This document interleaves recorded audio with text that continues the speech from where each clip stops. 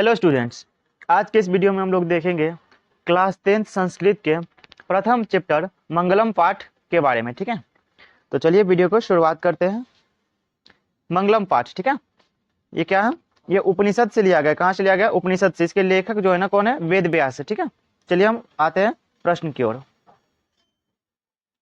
पहला प्रश्न है, कह महतो मह्यान, कह महतो मह्यान अस्ति, मतलब कौन महान से भी महान है। तो कौन महान से भी महान है? इसका सही जवाब हो जाएगा आत्मा। अगला प्रश्न है, किम जयम प्राप्नोति, किम जयम प्राप्नोति, किसको जय प्राप्त होती है, किसको जय प्राप्त होती है। तो इसका सही जवाब क्या हो जाएगा? सत्यम। ठीक है, सत्य हमेशा यश प्राप्त करता है, जय प्राप्त करता है। ठीक है, अगला प्रश्न है, जंतु गुहायाम कह निहित, जंतु गुहायाम कह निहित, जंतु के गुहायाम, ठीक है, गुहा में कौन निहित, कौन निवास करता है, जंतु के गुहा में कौन निवास करता है। इसका सही जवाब हो जाएगा क्या? आत्मा। ठीक है, आत्मा जंतु ही तो गुहायाम। अगला प्रश्न है, नानिरितम, नानिरितम रिक्त स्थानीय पुण्यत, ठीक है, पुर्यत, नानिरितम रिक्त स्थानीय पुर्यत। ठीक है, इसका सही जवाब क्या हो जाएगा?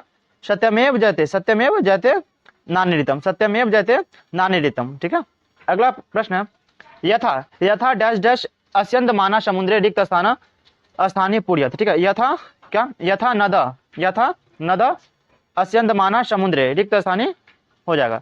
अगला प्रश्न है, अनु अन्यान कह, मतलब कि कौन अणु से भी सूक्ष्म है, अणु से भी सूक्ष्म है। तो इसका सही जवाब क्या हो जाएगा? आत्मा। ठीक है, आत्मा, आत्मा अनु अन्यान अस्ति।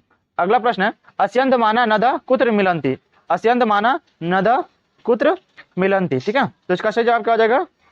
समुद्र। ठीक है, मतलब नाम और रूप को छोड़ करके कौन समुद्र में मिलता है? ठीक है, तो नदी। ठीक है, अगला प्रश्न है, डैश डैश सत्यस्ता प्रीतम मुखम रिक्त स्थानीय पुर्यत। ठीक है, क्या हो जाएगा यहाँ पे? हिरण्मयन पात्रेन, हिरण्मयन पात्रेन। ठीक है, अगला प्रश्न है, तमेव डैश डैश मृत्यु मेति रिक्त स्थानीय पुर्यत। ठीक है, तमेव विदित्वा, तमेव विदित्वा। ठीक है, अगला प्रश्न है, उपनिषदस्य, उपनिषद सदस्य रचनाकार का अस्ति, उपनिषद के रचनाकार कौन है? ठीक है, तो इसका सही जवाब क्या हो जाएगा? महर्षि वेद व्यास। ठीक है, महर्षि वेद व्यास द्वारा रचा गया है उपनिषद। ठीक है, अगला प्रश्न है, उपनिषद कान प्रकटयंती, उपनिषद क्या प्रकट करते हैं, उपनिषद क्या प्रकट करते हैं। ठीक है, तो उपनिषद दर्शन शास्त्र सिद्धांता नाम, दर्शन शास्त्र सिद्धांता नाम प्रकटयंती। अगला प्रश्न है, उपनिषद उपनिषद कस्य अंतिम भागे अस्ति, उपनिषद किसका अंतिम भाग है, उपनिषद किसका अंतिम भाग है। इसका सही जवाब हो जाएगा वैदिक वांग्मय का, वैदिक वांग्मय का। अगला प्रश्न है, मंगलम पाठे कति मंत्रा संकलिता संति, मंगलम पाठ में कितने मंत्र संकलित है। तो इसका सही जवाब क्या हो जाएगा? 5। ठीक है, मंगलम पाठ में 5 मंत्र संकलित है। अगला प्रश्न है, महतो मह्यान कह, महतो मह्यान कौन कह, ठीक है, मतलब महान से भी महान कौन है। ठीक है, तो इसका सही जवाब क्या हो जाएगा? आत्मा। ठीक है, अगला प्रश्न है, किम जयम प्राप्नोति, किम जयम प्राप्नोति, इसका किम जयम न प्राप्नोति। ठीक है, क्या है? किम जयम न प्राप्नोति। ठीक है, किसकी जय प्राप्त नहीं होती है। ठीक है, तो इसका सही जवाब क्या हो जाएगा? असत्यम। ठीक है, और यहीं पे आपसे पूछेगा किम जयम प्राप्नोति, तो सत्यम। ठीक है, अगला प्रश्न है, उपनिषद के रचनाकार कौन है। ठीक है, उपनिषद के रचनाकार कौन है। ठीक है, तो इसका सही जवाब क्या हो जाएगा? महर्षि वेद व्यास, महर्षि वेद व्यास। अगला प्रश्न है, अणु से छोटा कौन है, अणु से छोटा कौन है। तो इसका सही जवाब क्या हो जाएगा? आत्मा। ठीक है, आत्मा क्या है? सूक्ष्म से भी सूक्ष्म है और अणु से भी छोटा है। ठीक है, और महान से भी महान है। ठीक है, अगला प्रश्न, किसकी जय होती है, किसकी जय होती है। तो इसका सही जवाब क्या हो जाएगा? सत्य की। ठीक है, सत्य की जय होती है और असत्य की जय नहीं होती है। अगला प्रश्न, जंतु के हृदय रूपी गुफा में क्या स्थित है, जंतु के हृदय रूपी गुफा में क्या स्थित है। ठीक है, तो आत्मा। ठीक है, आत्मा क्या है? जंतु के हृदय रूपी गुफा में अवस्थित है। अगला प्रश्न, ब्रह्मा को प्राप्त करने के विषय में बताया गया है। ठीक है, ब्रह्मा को, ठीक है, ईश्वर को प्राप्त करने के विषय में किस में बताया गया। ठीक है, तो इसका सही जवाब क्या हो जाएगा? मुंडकोपनिषद में, मुंडकोपनिषद में ब्रह्मा को प्राप्त करने के विषय में वर्णन किया गया। अगला प्रश्न, सत्य से क्या प्राप्त होता है, सत्य से क्या प्राप्त होता है। तो इसका सही जवाब हो जाएगा देवलोक। क्या? सत्य से देवलोक की मार्ग प्रस्तुत होती है। ठीक है, अगला प्रश्न, परमात्मा की महिमा का वर्णन किस में किया गया है, परमात्मा की महिमा का वर्णन किस में किया गया? तो ईशावास्य उपनिषद में, ईशावास्य उपनिषद में। अगला प्रश्न है, सत्य का खजाना कहाँ है, सत्य का खजाना कहाँ है, सत्य का खजाना कहाँ है। तो इसका सही जवाब क्या हो जाएगा? देवलोक में। ठीक है, देवलोक में क्या है? सत्य का खजाना है। अगला प्रश्न है, सत्य का मुंह किस पात्र से ढका हुआ है, सत्य का मुंह किस पात्र से ढका हुआ है। तो इसका सही जवाब हो जाएगा हिरण्मय हिरणमय पात्र से, ठीक है। हिरणमय पात्र, स्वर्णमय पात्र या फिर ज्योतिर्मय पात्र, सोनेशा पात्र, ठीक है, सभी का एक ही है, ठीक है। सत्य का मुख किस पात्र से ढका होता है? हिरणमय पात्र, ठीक है।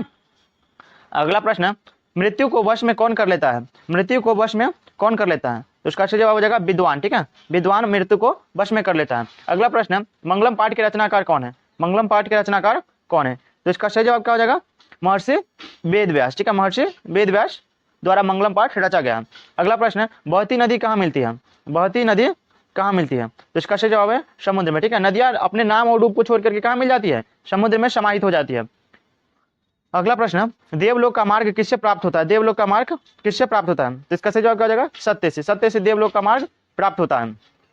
अगला प्रश्न, उपनिषद एक कैसा ग्रंथ है? उपनिषद एक कैसा ग्रंथ है? तो इसका सही जवाब हो जाएगा आध्यात्मिक ग्रंथ। उपनिषद क्या है? एक आध्यात्मिक ग्रंथ है, ठीक है। अगला प्रश्न, उपनिषदों की संख्या कितनी है? उपनिषदों की संख्या कितनी है? तो इसका सही जवाब क्या हो जाएगा? 8, 108, ठीक है। 108। उपनिषदों की संख्या कितनी है? 8। आपसे पूछेगा वेदों की संख्या कितनी है? तो 4, ठीक है। ऋग्वेद, सामवेद, यजुर्वेद और अथर्ववेद। आपसे पूछेगा वेदांग कितने हैं? ठीक है, तो वेदांग कितने हैं? 6 है, ठीक है। और वे कौन कौन है? शिक्षा, कल्प, व्याकरण, निरुक्त, छंद और ज्योतिष, ठीक है। अगला प्रश्न, ज्ञानी लोक और अज्ञानी लोक में अंतर किसमें बताया गया? ज्ञानी लोक में और अज्ञानी लोक में अंतर किसमें बताया गया? तो इसका सही जवाब हो जाएगा श्वेता श्वेतवर में, श्वेता श्वेतवर नामक उपनिषद में। अगला प्रश्न, मंगलम पाठ कहाँ से संकलित है? मंगलम पाठ कहाँ से संकलित है? तो इसका सही जवाब हो जाएगा उपनिषद से, उपनिषद से। अगला प्रश्न, मंगलम पाठ में कितने मंत्र है? मंगलम पाठ में कितने मंत्र है? ठीक है, तो इसका सही जवाब क्या हो जाएगा? 5, ठीक है। मंगलम पाठ में 5 मंत्र है, ठीक है, जो क्रमशः 4 गो उपनिषद से संकलित है। अगला प्रश्न है, उपनिषद में किसकी महिमा का वर्णन किया गया? उपनिषद में किस महिमा का वर्णन किया गया है? ठीक है, उपनिषद में किस महिमा का वर्णन किया गया है? तो इसमें परम पुरुष के महिमा का वर्णन किया गया। अगला प्रश्न, आत्मा के गूढ़ रहस्य की किसमें व्याख्या की गई है? आत्मा के गूढ़ रहस्य की किसमें व्याख्या की गई है? तो इसका सही जवाब क्या हो जाएगा? कठोपनिषद में, कठोपनिषद में, ठीक है। तो फ्रेंड्स, यही रहा मंगलम पाठ के महत्वपूर्ण ऑब्जेक्टिव प्रश्न, ठीक है। और मिलते फिर इसी के अगले सीरीज में, ठीक है। तब तक के लिए बस इतना ही।